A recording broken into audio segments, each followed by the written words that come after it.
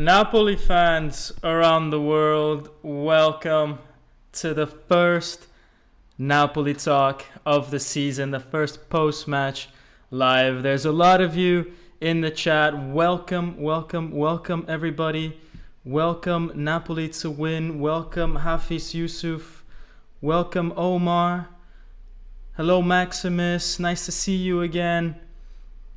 Hello Anthony G, Eric, Omari, Khalid, Anthony Navarro, Jonas, Temeto, Kosti, Lusty G, Dolls MJ, C. Ian Nachor, Puerto Rican, Blue Line, Laurentio. Nice to meet you, all of you. Nice to see you again. For those of you that are back, for those of you that are new, welcome. Smash that like button if you enjoy the stream. And smash that like button if you're happy that Napoli have won the first game. What a scare to start with. And I think, man, guys, the debut from Cajuste, that was one of the most difficult debuts that I've seen in a while, probably since Rahmani's debut a few years ago against Udinese. Hafiz Yusuf, thank you, man, for the $5 donation, guys. Thank you so much for supporting the channel. Hi, it's been a while. Yeah, it's been. Let's go through some of the comments, but before we go through some of the comments, I want to reward and show how the Napoli Talk Predictor game has gone. So that's why I'm a little bit late, because I had to work out who guessed what, and it's actually pretty funny, guys. Because where is it? I need to find the here you go. The leaderboard of the Napoli Talk Predictor game. It's really funny because you get a minus point every time you get a wrong answer, and there were way more wrong answers than correct answers. So the leader is actually the one with the least amount of wrong answers, and that was Osimhen and Daniel Nervosa. Congrats, guys, you are leading the game. There's other 3 people tied for third place, or maybe are they tied for second? Are Osimhen and Daniel both first? That's a good one. I have to double check the rules on there. But thank you guys for participating in the Napoli Talk Predictor game. You guys know the drill. I already explained it in other videos. Go check out for the Napoli Sassuolo one. I won't pitch it again, but that's good fun. I think a few of you predicted Napoli to score with Osimhen, but not many picked Politano. Anyways, let's see some of the comments, guys. Welcome back. Here we go again, says Hafiz. He says, I'm glad Mairou is coming in, not a fan of Oliveira.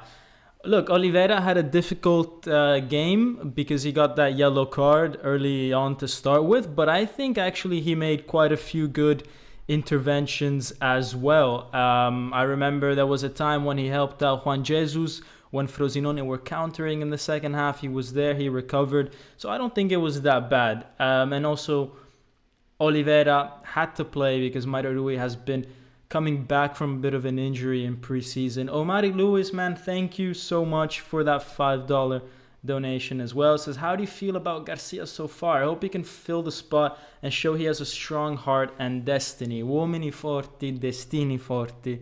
Uomini deboli, destini deboli, as Spalletti like to say.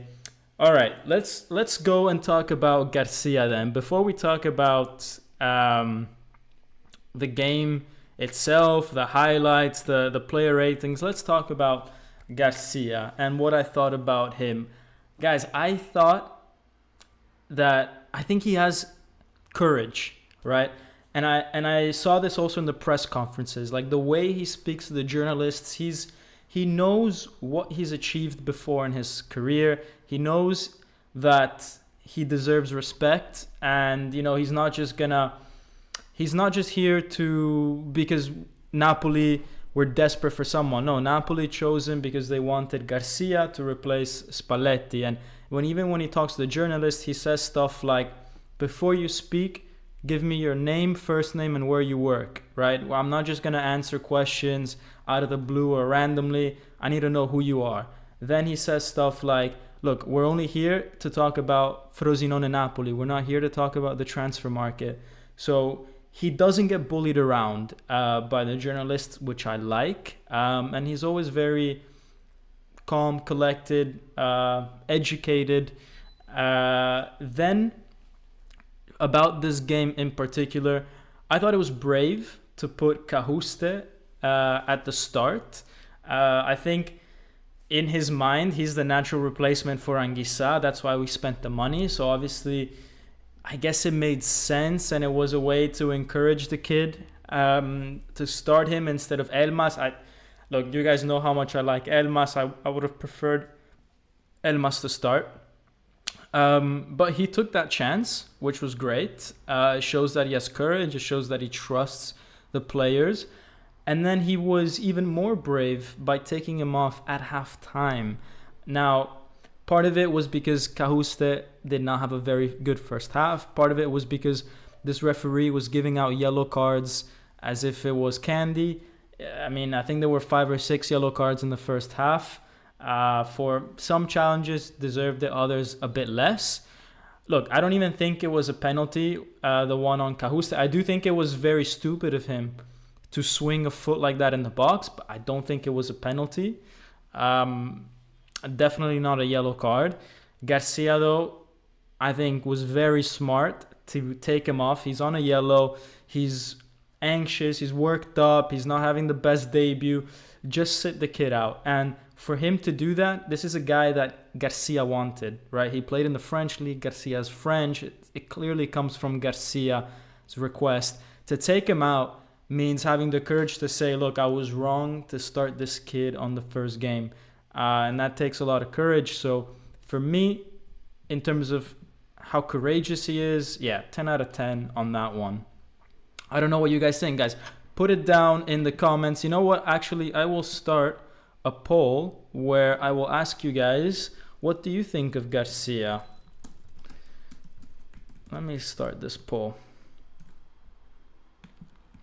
Awesome. What answer should I give? Awesome. Use okay.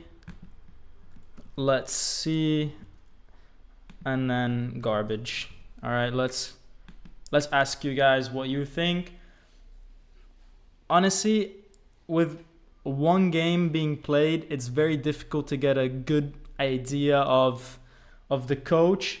The only thing I can really judge him on is, does he have the courage? And so, but it's on the field, it's more of a let's see, and in terms of personality, it's more like awesome. So it's a bit strange.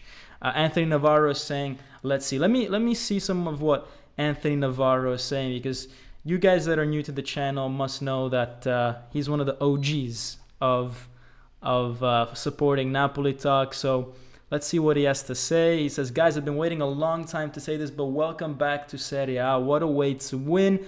Flops of the day, Cajuste, Oliveira, and Juan Jesus. Really most upsetting to me was Oliveira, since he played well last year and he felt super shaky without Kvara on the right. I would tend to say the same. I think the flop of my day is definitely Cajuste. But honestly, Juan Jesus and Oliveira, I don't know. I don't even think that they played that bad, guys. I mean, it's not like Frosinone embarrassed them or they had too much of a hard time. I think we might have a bit of prejudice on that one. I didn't give them horrible grades. In fact, I gave Oliveira not a bad grade. I think I gave him a 7 out of 10, just because I felt like, because he was playing without Kim next to him, I felt like actually he did all right. You know, I think there's a bit of getting used to from his side as well. Guys, make sure you are smashing that like button. By the way, let me read some more comments and then we can get into some of that match analysis. Napoli to win says, by the way, if you ever want to help setting up a website, I can help you for your new game voting idea. Yeah. I mean, that would be awesome, man. Reach out to me in my DMs. You guys know I'm using Google Forms for now. Why? Because it's easy to gather data on there. I can get unlimited responses, and it's easy to extract it and all that. But I hope to obviously scale this up a little bit. Maximus1318 says, not too thrilled with this 50-50 ball possession. This ref, I think, has a problem with Napoli. Raspa and Di Lorenzo were fantastic today. Raspa was all right. Raspa, I don't know, man. Raspa, I felt like he was actually pretty absent in the first half. I mean, he scored that goal, but I don't know. I didn't see it. I didn't get super hyped up about him.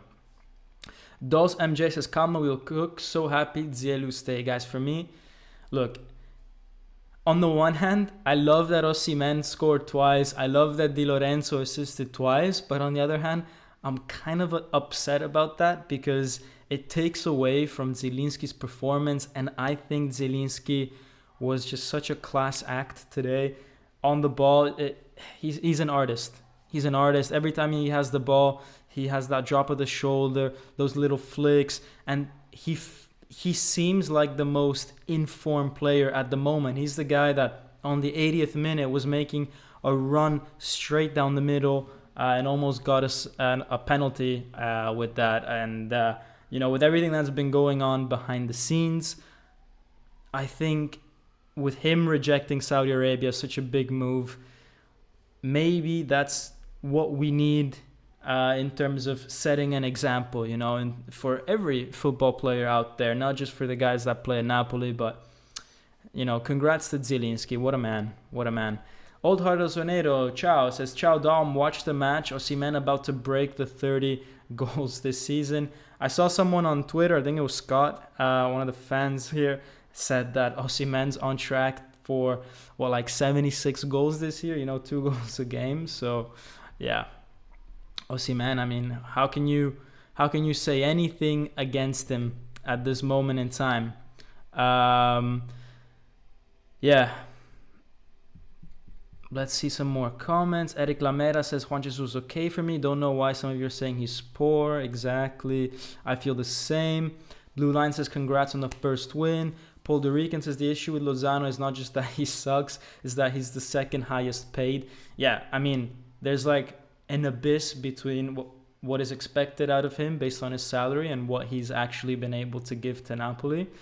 Temeto says, I traveled from Guatemala to Bologna last season to watch Bologna 2, Napoli 2, and then went to Naples for the celebrations. Forza Napoli. That's pretty awesome, man. That's pretty awesome. Missed Kvara today, says Badatunde. Osimhen is not quite the same without him. Yeah, obviously we missed the duo of Kvara and Osimhen today. But having said that, Osimhen scored twice. And you know what? I think Osimhen, the way he plays is actually... I feel like a lot of the time he has more goals with assists coming from the right-hand side. Like they're either crosses coming into the... from the right, or they are passes kind of down the middle, but always towards his right side, right? Because he's right-footed. Actually, there's less opportunities that are created with balls coming in from the left. But hey, I'm not saying that Kvara doesn't contribute. I'm just saying maybe out of the two, if you really go and look at the numbers, it's probably Di Lorenzo that is the one that's providing the most danger in terms of, well, not the most danger. No, that's the horrible way to put it. But I think Osimhen is more comfortable with crosses coming in from the right. But obviously having Kvara on the left is a great addition to the team. Napoli Gaming says, Zielinski, what a performance. Maximus says, when the wife says stay, you gotta stay. Look, I don't even think it's... I mean, yeah, the wife definitely had something to do with Zielinski staying. That's what all the media is saying.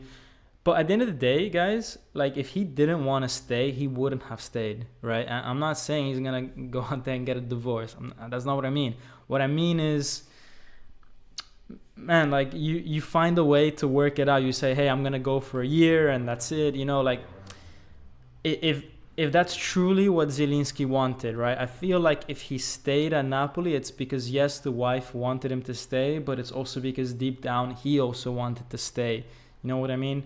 But hey, I mean, I'm not, you know, I wasn't there at the dinner table when they were speaking about it.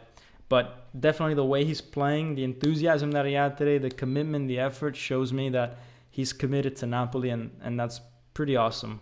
That's pretty awesome. So yeah, let's move to, well, you know what? I want to do something. Let's go to the stats of the game. All right, because let's see how Napoli played before we go into the player ratings. And you know, at the end, I think these stats are not super indicative of how the game went. Like when you see 4 shots against 19, I don't know, guys. Like at the end of the day, Frosinone in the first half, I feel like they had 2 or 3 very dangerous opportunities, and then they hit the post in the second half with a great free kick. So when you look at that, and I mean, it doesn't really give you the full picture. And they had guys like Caso that were super good with the ball. They had Harui obviously as well with the penalty that he scored. I mean, that left-hand side was working very well for them. And then they would always cross the ball over to the right where Baez was playing, the number 7. And he had a few shots, a few volleys, one that went just wide. So I feel like they actually gave us quite a hard time. I'm not sure what you guys think, but definitely for me, I think that Frosinone, maybe these stats of 4 shots against 19 is, you know, not super indicative of how that game went. I don't know what you guys think though. Let me get to Payment Dadgar. Thank you, man. Another great follower of Napoli Talk. Thank you, man, for the £4.99 donation, saying congrats, great Zelu stayed. I am worried only about defense. I wonder, like last year, where Raspadori can play. He costs 35 million and Vega. Look, I think Vega is gonna be a Zielinski replacement, in my opinion. But like Vega is there to complete the midfield. Raspadori, I don't see him as a midfielder. I know that some people were saying that maybe Garcia is going to put him in midfield, and he was tested there, and also Spalletti used to test him there quite a bit, but I honestly don't see him in that position. For me, Raspadori is way more a striker, a second striker. We obviously don't play with a second striker, so he has to then go onto the wing. And out of the two, he's way better as a left wing than a right wing. I mean, today, for example, he scored a goal on the left, which was then cancelled. But in the end, you could say that he was very close to getting on the score sheet down that left-hand side. I think that's where he's most comfortable. But then again, we've got Kvara there, so what can you do? But let's go back to that question about Raspadori, and maybe let's give it 4 or 5 games, because right now he played with Kvara being out of the team. Let's see if Garcia finds a spot for him in that formation when Kvara comes back, right? Because I think De Laurentiis wants Raspadori to play. I think it's been a direct instruction for Garcia. Let's see what happens when that slot on the left gets taken. So yeah. But Vega, I'm excited for, guys. Vega, I think we need to invest in a guy like Vega because at the end of the day, yes, Zielinski might renew and that's great, but you need to start planning for the future as well. And you need to innovate, and we talked about it in the last live. And this team is a team that actually last season went through the whole season without that many injury concerns, right? But you never know what's going to happen this year. I wish they all stay fit. And actually, Zielinski has a great record at staying fit. I think the most in all these years that he's been with us, Zielinski, the most amount of time that he's been out injured has been 3 weeks when he was down with COVID. That's been the worst that Zielinski has suffered, which is incredible, right? But Vega's a great opportunity out there in the market. I think it makes sense to also get him and try to find a way to have them both play. It would be just a great thing if you could sub Zielinski off and put Vega on, right? I think that would be very, very nice. Hafiz Yusuf says, "You are right, Dom. You can see Osimhen always pointing for that ball to me move down that right wing." The LPRLZ says, "I met Zilu's wife on plane from Poland to Naples. She already seemed very reasonable." That's pretty awesome, man. That's awesome that you also recognized her. Napoli to win says, "Dom, the funny thing about the Serie A is that every team can give a better team a challenge." That's true. Dos MJ says, "Vega signs tomorrow." Lewis C says, "Frodo one was at minus 250 to be relegated." Yes, Frosinone was at minus 250 to be relegated yesterday when I looked, so they're supposed to finish last place. Look, I don't think Frosinone is getting relegated this year. They played against the champions of Italy, and in the first half, they made life super difficult for us. I think they've got great attacking options. I think maybe their defense lacks a bit of quality, but then again, they were up against the best attack of the league, pretty much. So, guys, I will make my predictions for the end of the year in about a week, 10 days' time. Spoiler alert, from what I've seen today, Frosinone is staying up.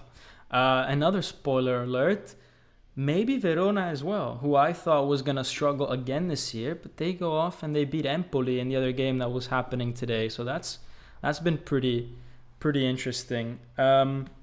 Before we go on to the match itself, another thing that I want to point out is that Lozano didn't play today. So Garcia probably got that message from ADL as well to not play Lozano. I mean, he did say, ADL, that players either find a place to go or they renew, and Zielinski seems like he's going to renew, but Lozano not. So, we're waiting for an offer for Lozano. In the meantime, he's not playing. So, yeah. And I think after what he saw from Cajuste today, I don't think he felt that it was the right thing to do to give Nathan any sort of minutes, because, Nathan would have saw that Cajuste performance and would have felt very nervous himself. So I just think the new guys need a bit of time, and Garcia did well to not put Nathan into the mix.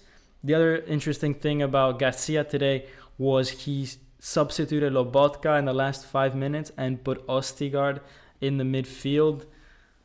Look, man, I don't know about that one, right? I have no idea if Ostigard is a good center midfield player or not. I don't think he is. I don't think he's got any of the qualities that are needed to play in that position.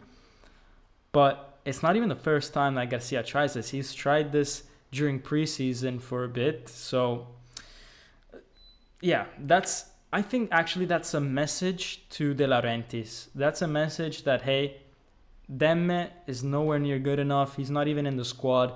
I need a vice Lobotka, or else you're going to see me play with Ostigard as a vice Lobotka, and you don't want to be seeing that. So I think that's a message that Garcia is sending to De Laurentiis, like, hey, we still need a backup midfielder. Also because if you start playing Ostigard in the midfield, then we don't have enough center backs, guys. So something's got to happen, right? Or maybe it's a message to De Laurentiis and says, look, you think we have 4 center backs, but in reality, we only have 3, because for me, Ostigard is not a center back, he's a midfielder. So I need another defender. Maybe that's the other message that Garcia is trying to bring. I'm not sure which one of the two it is, but I'm 100% sure it's a message that he's trying to give. I just don't know what exactly it is. I don't know what you guys think, right? I don't know what you guys think. Let me know in the comments. I'm actually super curious about this. Dom, in 89 minute, Rudy taking off Lobo and replaced him with Ostigard. Yeah. Anthony G says, hope Ostigard in midfield never happens. That's insane, lol. Yeah, I mean, we would win every header, but I mean, we wouldn't we wouldn't play like as if we had a proper midfielder there. So yeah, that would be kind of crazy, kind of cray. Lucky Boy's asking, when is Kvara coming back? He's coming back next week, actually. It's actually not the worst thing in the world that we played without Kvara today, because at least we got to see how Raspadori is on the left, and it allowed us to experiment a little bit more, and because we won, there's no consequences, which is a very good thing. Gaga Tukshashvili says, put the like, guys. Congratulations to the first win. Forza Napoli. Thank you, my man. Yeah, following on from that thing about Kvara, I'm just excited to see him come back. Like, eventually we will face tougher opposition like Sassuolo and Lazio coming up. In fact, let me put that graphic up about who we're playing next. We've got Sassuolo, Lazio, then a bit of a break, and then we've got Genoa and Bologna. It's kind of weird. We got 2 home games and then 2 away games. It's not the usual way to do things, but hey, it is what it is. And I think against these teams, you need Kvara back. And I think it was just very good to be careful with his injury and not force him, because, man, if you're going to force Kvara to play against Frosinone, like, that means that you have zero trust in the reserves, right? I mean, out of all the teams, you should be able to rest players against Frosinone. Guys, don't spam the chat. Gaga, thank you for wanting to promote the likes, but don't spam the chat, or I'm gonna force you to. I'm gonna ban you for a few minutes. Louis C says, how much did Cajuste cost? Came from French League. Yeah, he cost us, like between 12 and 18. Anthony Navarro says 18. For me, I think it was 15, maybe 15. I'll go with 15, maybe 15 plus 3 of bonus, something like that. But yeah, anyways, ragazzi, let's go to the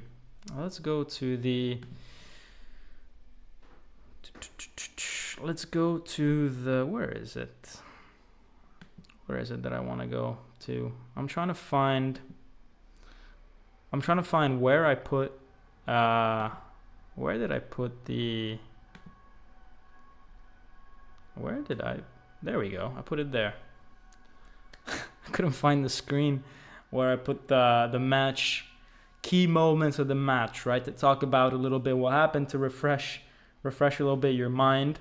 By the way, I wanna see what you guys think of I was gonna say Spalletti, what you guys think of Garcia. So I'm gonna end the poll.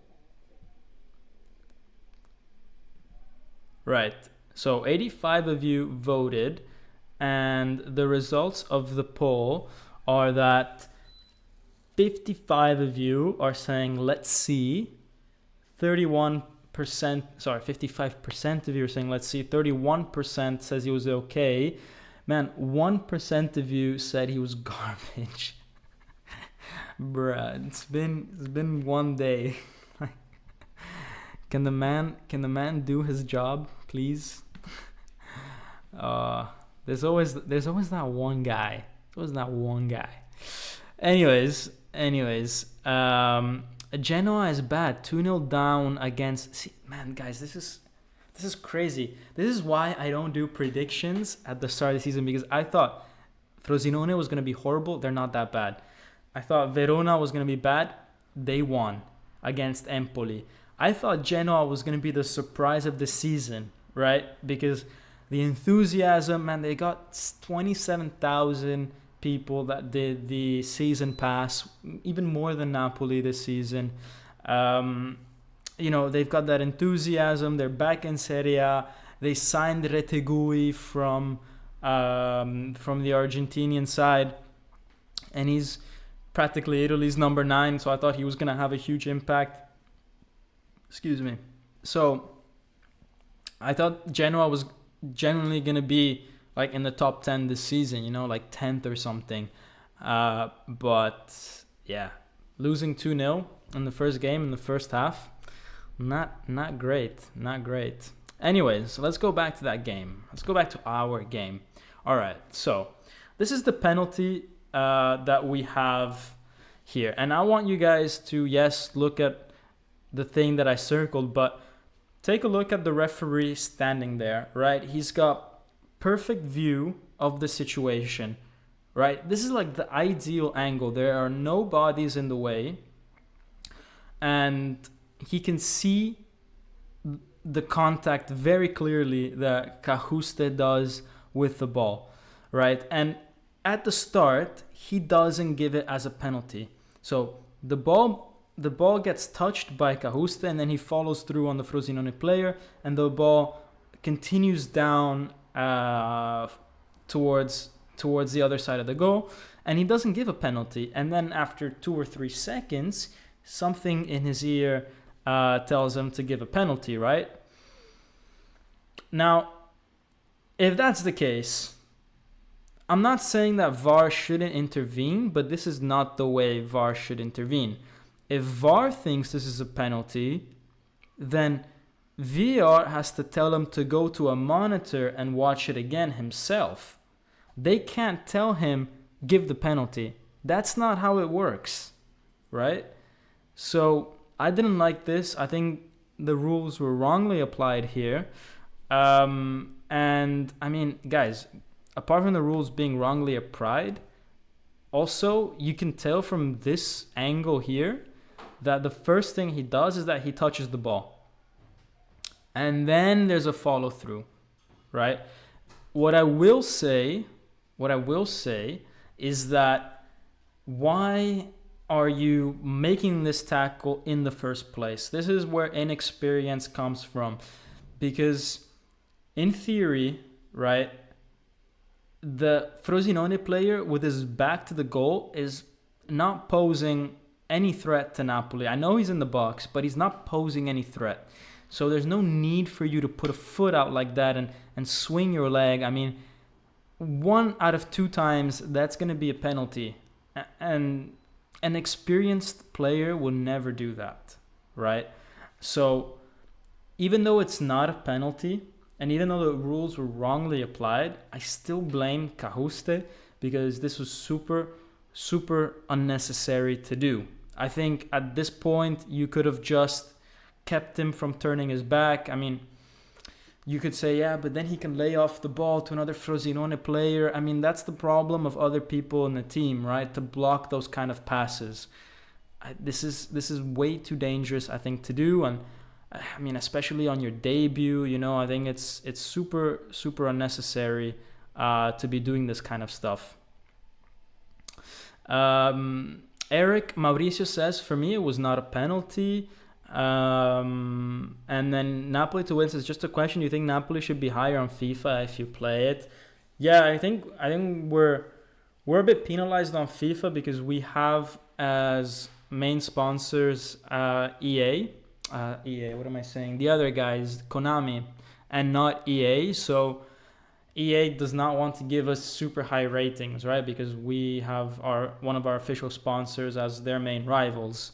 So yeah, we're always going to be a little bit penalized on FIFA. Eric Mauricio says it was a foul against Osimhen. I mean, it was a foul against Zielinski as well, right? Lewis C says, man, if you think VAR is bad in Italy, just wait if you ever watch an MLS game. The MLS league and refs are basically amateurs, the worst refs in human history. Law. I wonder, is that the same as well now that Messi's there? Has anything improved now that Messi's there, or has it actually been biased towards Messi? I don't know. Tell me, guys. Tell me. Anyways, let's move on from this horrible moment in the game, both from the ref, VAR, and Cajuste. So Frosinone score their penalty, and even once Napoli equalized, right? And we'll get back to the Napoli equalizer later. But even once Napoli equalized, and even whilst they were winning the game, like Frosinone, especially in the first half, guys, they were playing super attacking football. Like these little 1-2s that they had between, look how tight these four guys are playing with each other. They were passing the ball 1 or 2 touches, and they were bringing people forward. I mean, this is technically a 4 against 5 situation, and they were super dangerous down that left-hand side. We talked about it at the start of the game, and then they would switch the ball and play it over to Baez on the right. And yeah, I mean, for the first 35 minutes, this was a very contested game, and I would say actually that in the first 35 minutes, Frosinone were the better team. And I didn't think I would be saying this, that Frosinone are the better team in the first 35 minutes, but I mean, that's my opinion. I don't know if you guys agree with that, but that for me was the case, and I enjoyed watching a team that is new to Serie A, that is gonna have a hard time actually trying to play attacking football. And when Garcia was asked what's changed now in Italy compared to when you last coached here 5 or so years ago, he said, I think the Serie A has become more attacking, and you can see it with moments like these. All right, let me check back the comments. Guys, make sure that you are smashing that like button. I know you guys have me on the big screen and full screen and you're enjoying this, but I would really appreciate it for the YouTube gods and the algorithm if you smash that like button, because that would be super dope if you guys do that. Right. I want to go back to Cajuste a little bit, even before we talk. Well, no, let's go. Yeah, let's go. Let's go to the Politano goal before we talk about Cajuste. Right now, the Politano goal. This is a goal that put us back into the game. This was a super important goal. I don't think Politano had necessarily the best game. He screwed up a few passes. Not bad in the first half, but in the second half, he did screw up a few passes. But guys, here, let's be honest, we got lucky. This is a lucky goal because the referee should be doing a lot better here. I mean, the ball bounces, and when the ball bounces, it's always difficult for goalkeepers. Did I say referee before? I meant goalkeeper. The goalkeeper always should, it's always difficult, but come on, the goalkeeper here needs to do better, and we got pretty lucky with that one. But hey, I mean, we'll take that, right? All right, let's go back to where we were. We were here. All right, Cajuste. Right now, a lot of people will say, get this guy out of the field. He ruined the 2-1 for us. I mean, this is very unfortunate that this was offside. But yeah, I mean, I thought this was immediately an offside situation to start with. And, I wasn't surprised when the goal got called back. What I will say about Cajuste's performance, right, which I think is highlighted in this clip, it's not like he's a bad player or he had a bad game. I feel like he was out of rhythm, right? Like these little things about coming back onside too slowly or swinging your foot and not really realizing, like, guys, what am I doing? It's, I'm in the penalty box. Like, it's just one of those things that you can tell that he's not quite used to that Serie A rhythm.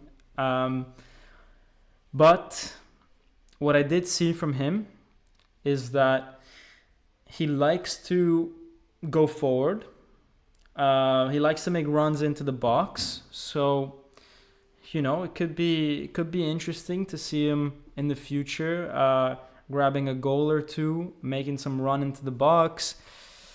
We got to give him time.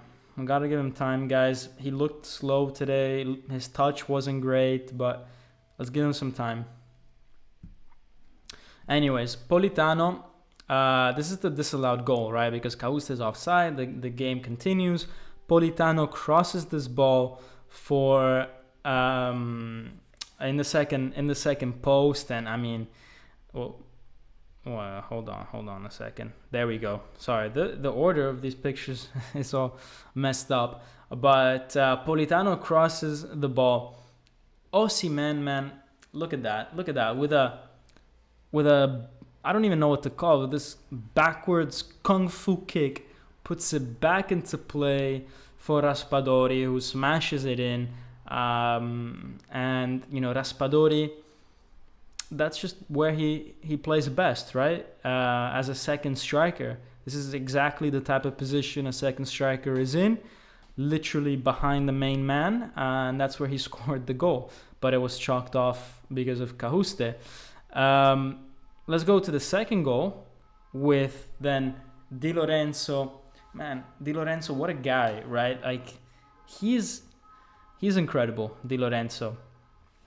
I mean, he takes this ball, runs 30 yards with it, probably more, and there's the Frosinone left back all over him and fouls him, in my opinion. I mean, this should have been a penalty if Osimhen didn't score.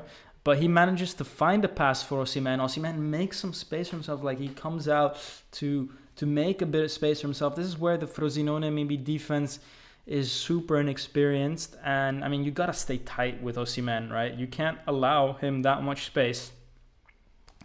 And he just smashed that into the back of the net. I mean, what a powerful hit. And there's one angle, not this one, but another angle, I think from behind the goal, where you can see the speed that the ball is traveling. It's absolutely phenomenal stuff by Osimhen.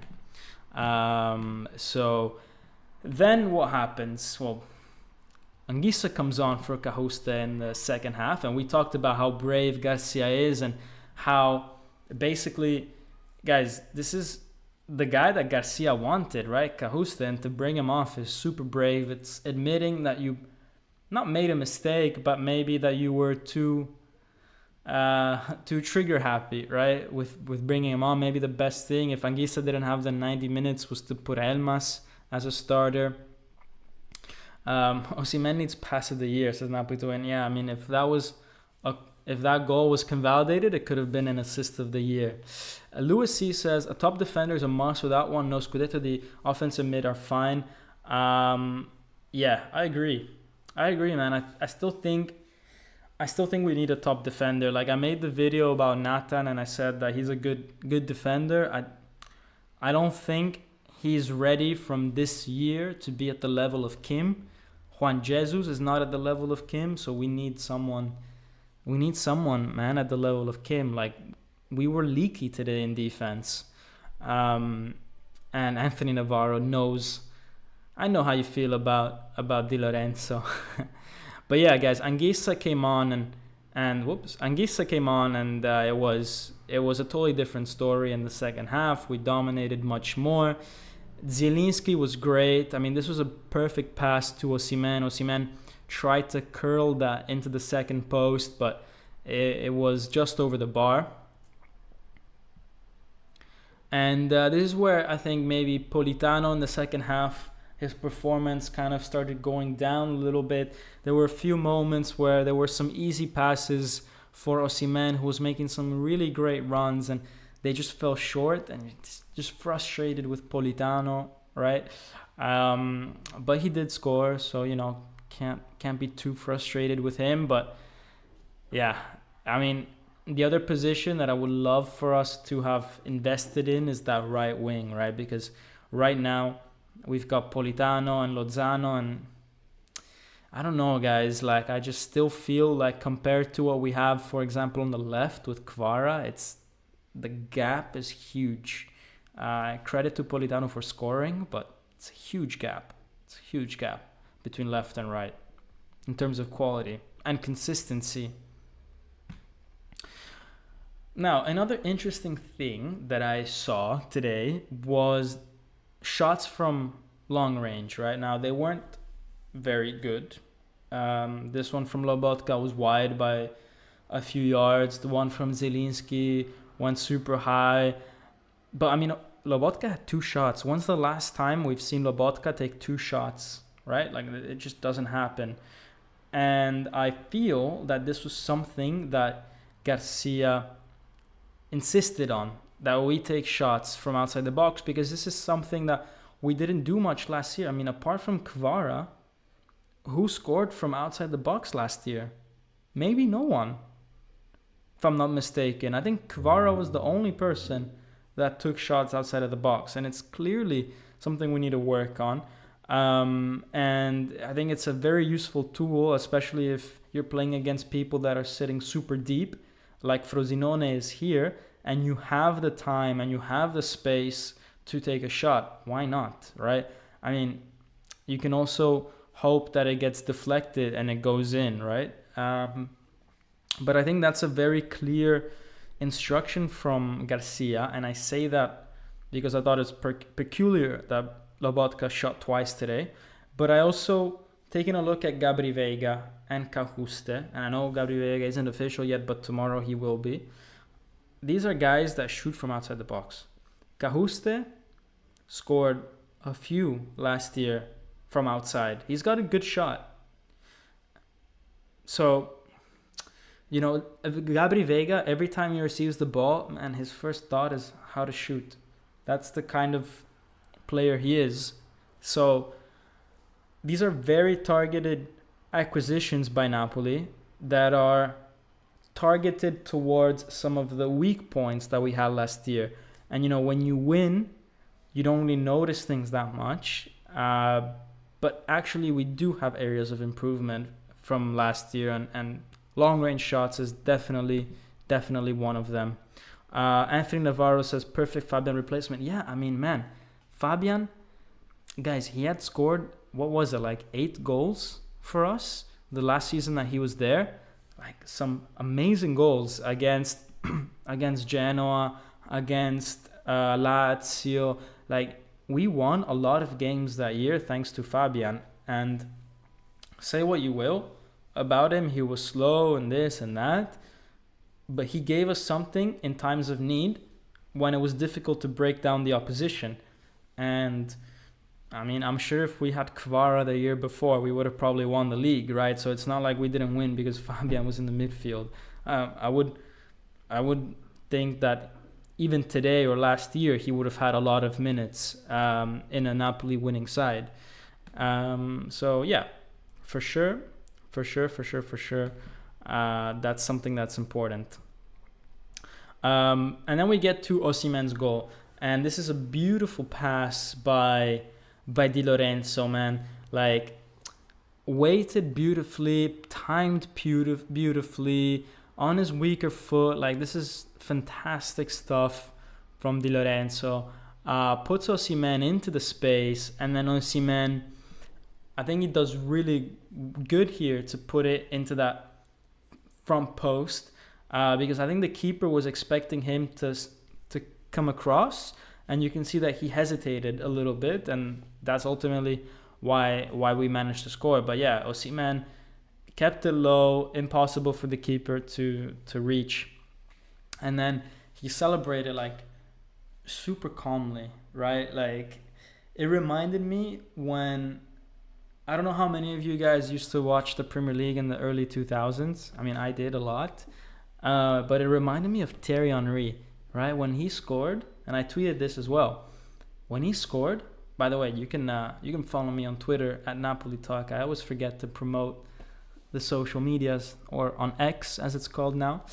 But like, when Henry used to score, it was kind of crazy because you would get the feeling that he's done it 100 times and that it's like nothing for him, because he would score and then just jog back like just very cool, just jog, and you're like, he just scored an amazing goal, like, and he's not even celebrating because that's how good he was, that's how confident he was.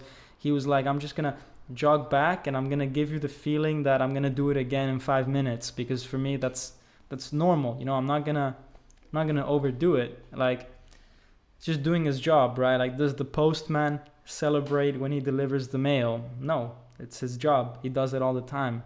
And that's kind of Osimhen at the moment. He's just scoring all the time. Doesn't even need to celebrate. I mean, he's just unreal. It's just unreal, man. Let's see.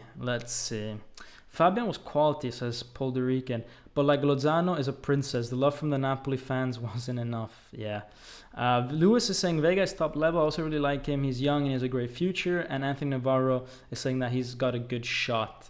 Yeah, guys, I mean, Vega, regardless of what happens with Zielinski, when a talent like that is on the market for 30, 35 million, like, man, you have to take it. You have to take that opportunity. And also because if you go for anyone that's any better, then they expect to play as a starter.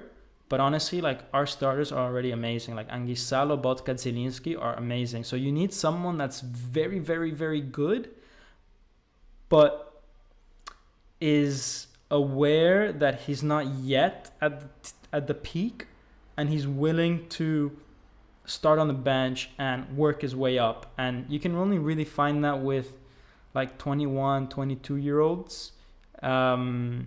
Because anything more than that, then their potential is just not that high anymore. But with a 21, 22-year-old, you can have that for a year or two before they then demand to be a starter. And in the meantime, you get very good performances out of them and great resale value because they're still young. Like, Vega is just like a very smart option for Napoli. Like, they have to do it. So yeah. Let's see. Shmuel M, welcome, man, says, I agree. I also thought about Henry when Osimhen scored the 3-1. Yeah, I mean, he just gave those kind of vibes, you know, just incredible stuff. And this is the Zielinski run that I talked about earlier, man. Like, I've never seen Zielinski make a run like this with this kind of speed. Like, he started from way back, and I'm like, wow, man, this guy, like, after he turned down Saudi Arabia, he's so convinced that he wants to stay at Napoli and do well. Like, this is fantastic to see. He was the most informed player today, in my opinion, in terms of like just physically being at a peak level. Like, Zielinski was great.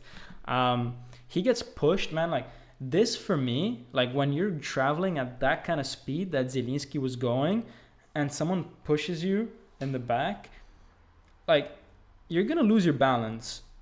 I don't care if it's a slight touch or not, but this guy knew what he was doing when he did that to Zielinski, and it's a penalty for me. Like, there's no way that Zielinski would rather a penalty than just take a shot if he could. Like, why would he dive from that position? And if the ref thinks that Zielinski dived, then why not give Zielinski a yellow card?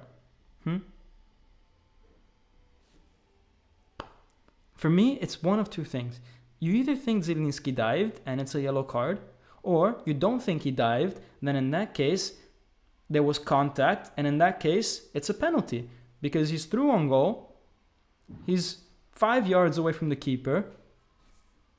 Like, guys, these referees make no sense, in my opinion. I don't know what you guys think about that, but for me, they make absolutely no sense. Napoli to win says, what rank do you think Osimhen among strikers? I don't think he's at the level of Haaland, to be honest. But he's one step below. So, in my opinion, in the world right now, there are Haaland and Mbappe as the top two strikers. And then a step below that, I think you've got Osimhen and Lewandowski. And then a step below that, you've got nothing. And then a step below that, you've still got nothing. And then a step below that, probably still nothing. And then a step below that, You've got your Julian Alvarez, Lautaro Martinez, but I think there's levels. There's levels between Lautaro Martinez and Osimhen, in my opinion. But I don't think Osimhen is still at the level of Haaland. Like I don't think Osimhen would have scored 53 goals last season in Man City. Like there's a big gap between the 53 that Haaland scored and the 28, that Osimhen scored for us. It's still a big gap. I don't know. He started the season very well, though. Let's see what happens, right? This season, maybe he can close that gap. Right. Now, this is the weirdest part of the game. We talked about it, but the Østigård coming on for Lobotka. What I find really curious, man. I mean, I don't know if I can. Let's see if I can do something, right? I wanna zoom in on Lobotka's face here. Let's see if I can do that. Let me crop this and then zoom in to Lobotka. But okay, this is very pixelated, right? But that for me is the face of a very worried man. Like, oh God, I can't believe Østigård is gonna play in the midfield. He's not worried about Østigård taking his position. He's like, oh my God, we're gonna concede 5 goals. Maybe not concede 5 goals because Østigård is a defender, but yeah, we're not gonna string 3 passes now. But yeah, I mean, I don't know if it's too pixelated to see, but that's a very concerned face, man. Koshi is saying Haaland is a tap-in merchant. No, absolutely no. I disagree, man. Go look at his goals against when he was playing for Borussia Dortmund, where he would just run through the middle or take shots from outside the, like Osimhen, for example, doesn't really score outside of the box. Haaland has shown that he can. I don't know, there's just one step. We're talking one step between Haaland and Osimhen, not a million. One tiny little step. Maybe Osimhen gets there, right? But at this moment in time, I mean, we're talking like Haaland is like a Ballon d'Or winner this year, in my opinion. I mean, maybe Messi will win it, but because Messi is doing well in MLS and football is a bit of showbiz and Messi won the World Cup. But I mean, realistically, guys, Haaland 53 goals. Like, when are we ever going to see that again, right? Maybe with himself. Sport TV 24 TMR says Osimhen world class. Wealth Express Arcade says, why don't you try to analyze Haaland playing in Napoli? Do you think Haaland could have scored 26 goals as Napoli top 9 playing in Serie A? Oh, very difficult question. He would have definitely scored less than what he did in the Prem, because there's way less opportunities in the Prem. Oh God, what a difficult question. That's difficult, man. That stumped me. How much would Osimhen? Okay, let's put that as a chat. You know what? I like that. I like that question. Let's start a poll. You guys love polls. I love it when you guys. Okay, would Haaland score more than Osimhen at Napoli? Yes.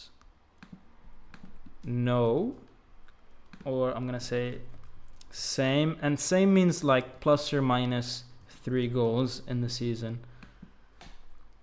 All right, guys, let's take a vote. Like, cause plus or minus 3 goals, and I say that is kind of the same because, man, like at the end of the day, like that's just the difference between maybe you receive 1 extra penalty in the season or not, or I don't know, man, like a deflected shot. Like those things are like, I don't want to include them in, I don't want like 1 deflected goal potentially to be like, he's a million times better. Like, no, I think it's either he will score less by 3 or more by 3. Otherwise, we're going to consider it roughly the same. A lot of votes coming in. This is an interesting question. Man, it is tied at the moment between yes and no. 44%. It just keeps flicking back and forth between yes and no. This is crazy, guys. Wow. Okay, I'm going to leave that there for another like 3 minutes because you guys are super active with that. But yeah, let's go into finally the player ratings, right? Here we go, guys, the player ratings. And let me start with Garcia. Garcia, 7 out of 10. Why 7 out of 10? Because I liked that we started at a 4-3-3. He doesn't have to reinvent the wheel. We did good with Spalletti last year with the 4-3-3. His job is to improve us, not to reinvent us. So very good that we did that. I also want to applaud him for trying Cajuste at the start, because players deserve a chance, new players. And at the end of the day, it was one new kid. So again, like if he wants to add one new kid just to, test it out against a team like Frosinone, that's fine. That's good. It's good to be brave. I also like the fact that he put Zielinski to start. Maybe some coaches would have said, hey, until that situation is cleared up, you're not starting. How many players are on the bench this week because their situation is not super clear? A lot. But Zielinski, and then he was very brave to bring Cajuste off. We've talked about it a lot of times. So that's very good. He was also, I think, sending some kind of message with Ostigard coming on for Lobotka. We talked about it. I think that's also, it takes kind of a bit of guts and to do that. So I like it. I thought he was brave.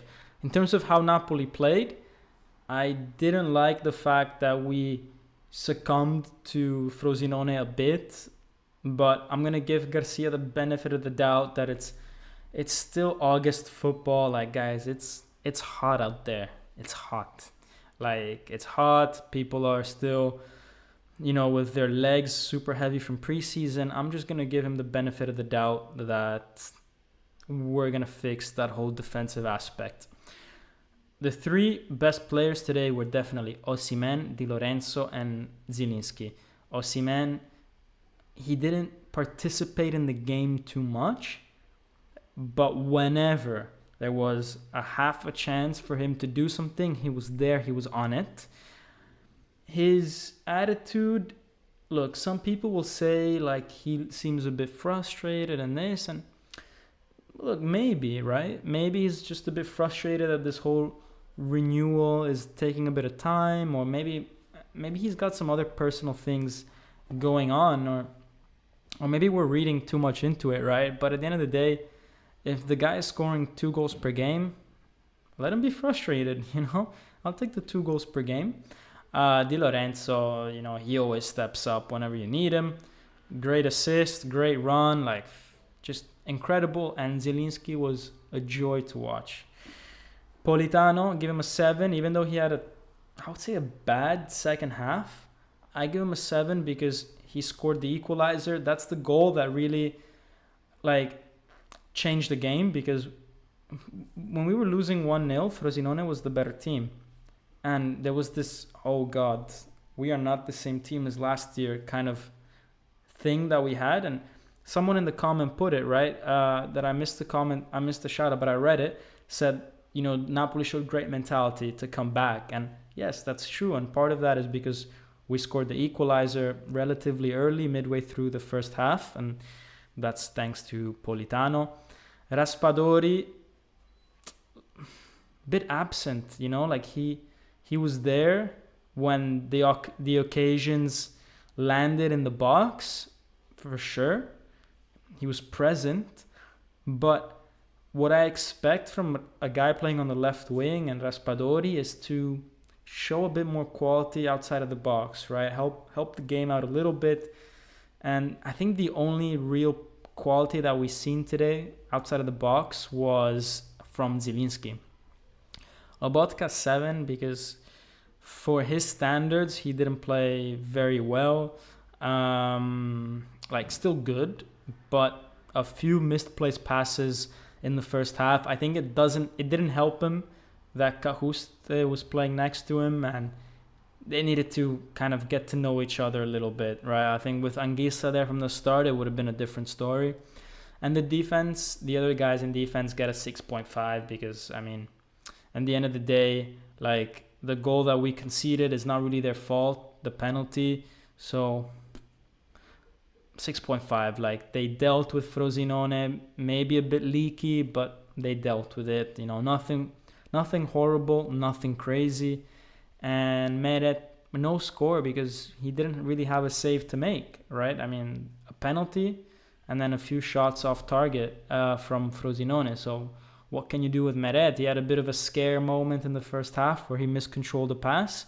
But come on, I mean, we can't give him a negative score because of that. And then the subs, I mean, apart from Anguissa, who played 45 minutes, the rest, I mean, they didn't really make that much of an impact. So, yeah, a 6. I mean, Simeone had a shot that was saved. Maybe I could have given him a bit higher. But I feel like at the point in time when these guys came on, like the game was pretty much over. And then, guys, obviously, Cajuste, it sucks to put this, but it's a 4 because we talked about it. Maybe it wasn't a penalty, but it was kind of a dumb decision to swing your foot like that. This is a 4 more about the outcome of him being on the field rather than his actual performance, which is very tough on him. But hey, that's life. So yeah. And for those of you that play the Napoli Predictor game, let's go back to that leaderboard. I have put Osimhen as my man of the match and Cajuste as flop of the match, right? And yeah, I mean, Osam and Daniel Nervosa were the ones that did better. They put, for example, goal scorer Osimhen, that was correct. And honestly, that's the only thing he got right. But it was good enough to beat the others. Daniel put Osimhen as goal scorer. And he put Osimhen as goal scorer and Osimhen man of the match. So he got 2 points, but then he screwed up more questions than Osam, so they were tied at -3. Because you get a -1 if you put in a bad answer.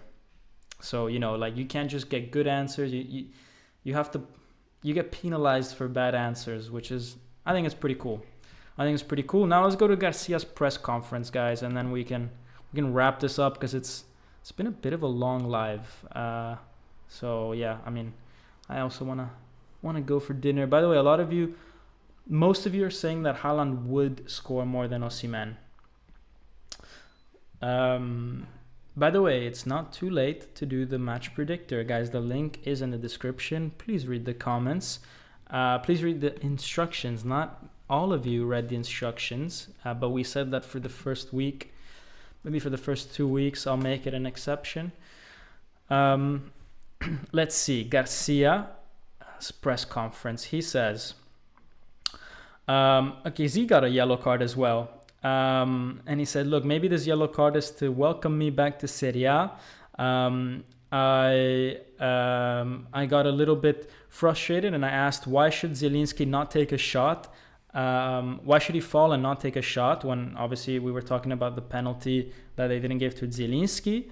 And I mean, he's got a point. We knew that at Frosinone, with their enthusiasm, they could press us and that could leave some space in the back. We have very fast players and we play like this. I like the tranquility that the team had after we went down. We only thought about scoring and we did that. We need to improve with our shots away from... We need to improve on our long-range shots. You see that this is something that Garcia has in his head, to improve the long-range shots, which, you see, guys, like I know how these guys think. I said it that long-range shots was something that Garcia And there you go, guys, come on, smash that like button, because I can do Garcia's press conference without even knowing what he said, because I just know what he's gonna say. So smash that like button. Yeah, and he says, look, did you find a team that was hungry for success? And he says, yes, I saw a team that was very hungry. We have to be at the same level of motivation as our opponents who are on their first game in Serie A.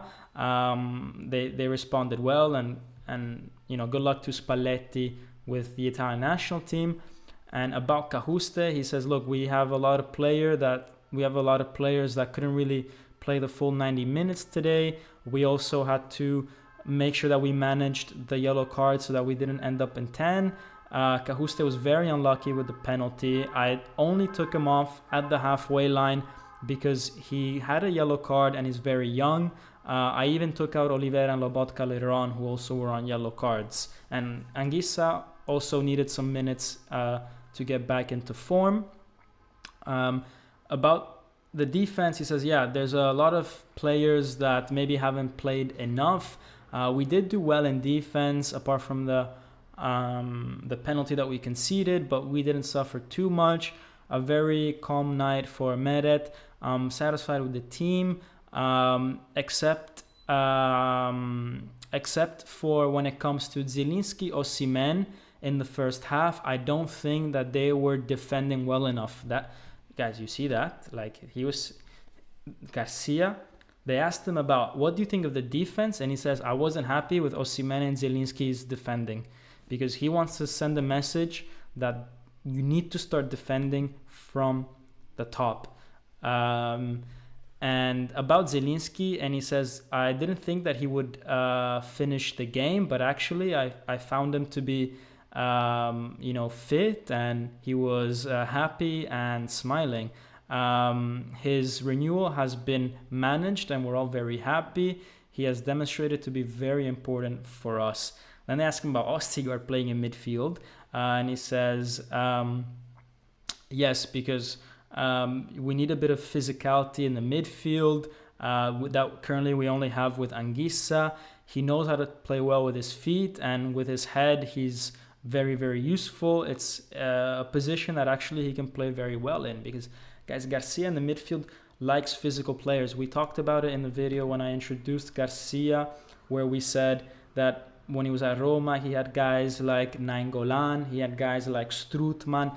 Strootman, he called him La Lavatrice, the washing machine, because anything that came to that midfield, he would wash it up and recover the ball, pretty much. Like, he would create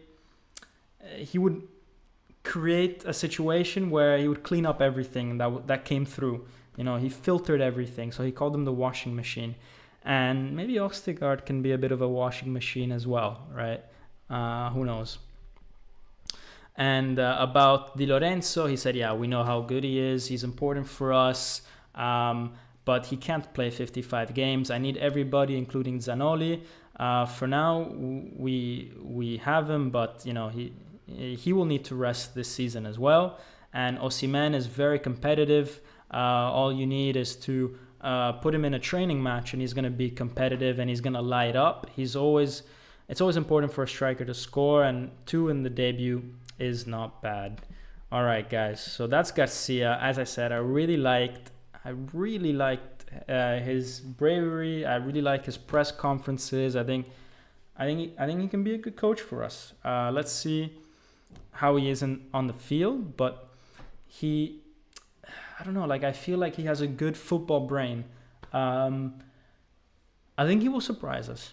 I'm going to put myself out there, and I'm going to say he's going to surprise us. That doesn't mean we're going to win the title, but I think he's going to prove to be much better than what people were saying that he is, Maybe not to the level of Spalletti in his first season, but hey, Spalletti also needed 2 seasons to get things working.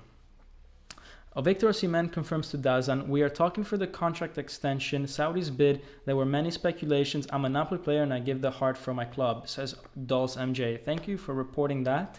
That's great to hear. Great to hear. Awesome Comedy says Anguissa super. Yeah, he was good. Michael Sass says, I don't know these people, just got promoted. I wouldn't think too much into the win. Yeah, but it's tough to play away from home against a newly promoted team because they've got enthusiasm, they go on attack, they have nothing to lose. They're not a horrible team either. They were first last season in Serie B, 7 points ahead of the rest. I mean, yeah, they're not a horrible team. And they've got an experienced coach in Di Francesco. Right, guys, it's been a very long live. I hope you guys enjoyed it. If you haven't yet, for whatever reason, subscribed, please subscribe if you enjoyed the video. If you haven't, for whatever reason, liked the video, please drop a like button. If you made it to the end for some reason of this video, drop a comment as soon as I close the live. Drop a comment into the main comment section of the video and say Forza Napoli sempre. It really boosts the algorithm, so help me out with that one. And sign up to the Napoli Talk Predictor game because I think it's going to be super fun. And congrats to the guys that finished first and second this week. But guys, make sure that you do follow the instructions. So yeah. All right, I'm going to end it there. Great first win for Napoli. Thank you guys. It's been a pleasure hearing from you guys again.